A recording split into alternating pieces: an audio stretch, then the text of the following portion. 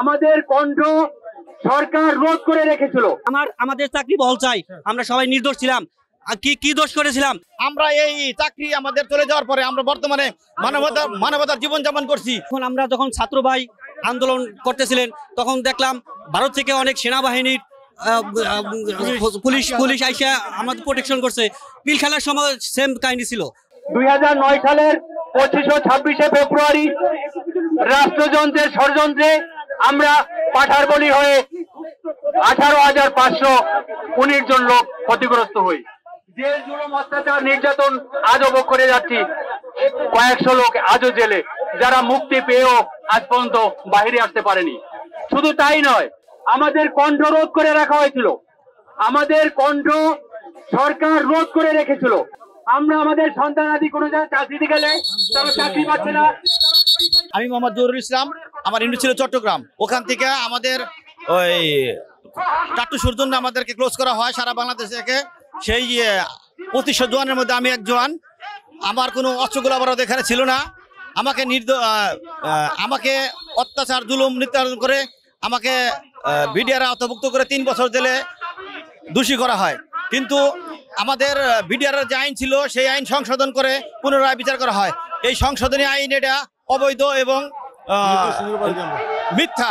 তো আমি মনে করি আমাকে যেভাবে বা আমার আরো সাথী ভাই যারা আছে, যারা জেল খেটেছে, সকলকেই নির্দোষ প্রমাণ করে অন্তর্বর্তীকালীন সরকারের মাধ্যমে জানাতে চাই, আমাদের সকল বিডিআর সদস্যদেরকে পুনর্বহাল করে চাকরিতে পুনর্বহাল করার জন্য সকল সুযোগ সুবিধা, বেতন, রেশন সকল কিছু যাতে আমরা পেতে পারি।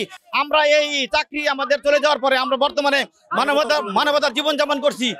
এই থেকে আমাদের মুক্তির জন্য অন্তর্বর্তীকালীন সরকার প্রধানের এবং সমন্বয়ক সকল ভাইদের কাছে আমার দাবি, এবং এই ছাত্র আন্দোলনের বৈষম্য আন্দোলনে যত শহীদ হয়েছে সকল ছাত্র ভাই এবং যত জনতা, সকলের শহীদ আত্মার মাগফিরাত কামনা করে আমি যতটুকু শুনতে পেরেছি এবং মিডিয়ার মাধ্যমে তৎকালীন সময় দেখানো হয়েছিল যে একটা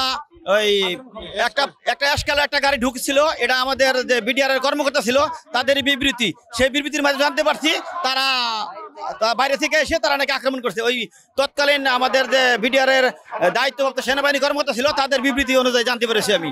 এখন আমরা যখন ছাত্র ভাই আন্দোলন করতেছিলেন তখন দেখলাম ভারত থেকে অনেক সেনাবাহিনীর পুলিশ আইসা আমাদের প্রোটেকশন করছে। পিলখানার সময় সেম কাহিনী ছিল। যেরকম আমি মোহাম্মদ এনামুল হক, আমি সাতক্ষীরায় আমি কর্মরত ছিলাম। আমার এক মাসের ছুটিতে ছিলাম বাড়িতে আমি 1 মাস ছুটিতে ছিলাম। 25 তারিখে ঘটনা, 24 তারিখে একদিন আগে সাতক্ষীরায় আমি জয়েন করছি। তো 1 মাস আগে আমি 1 মাস পর্যন্ত কি জানি, আমি কিছু জানি না। সাতক্ষীরায় যখন জয়েন করছি তারপরের দিন হনি পিলখানায় এই ঘটনা। তো কিছু না জানা সত্ত্বেও আমাদের চাকরিচ্যুত করা হয়েছে সেই 2012 সালে। ঘটনা ঘটছে 2009 সালে। 2012 সালে আমাদেরকে কেন চাকরিচ্যুত বাধ্যতামূলক অবসর দিয়ে আমরা চাকরিচ্যুত করছে।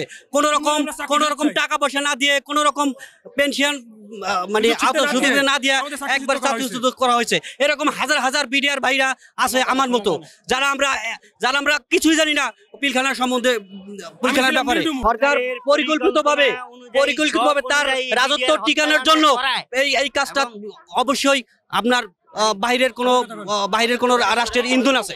আমাদের চাকরি বহাল চাই। আমরা সবাই নির্দোষ ছিলাম। কি দোষ করেছিলাম? আমাদের চাকরি বয়স হলো মাত্র 6.5 বছর।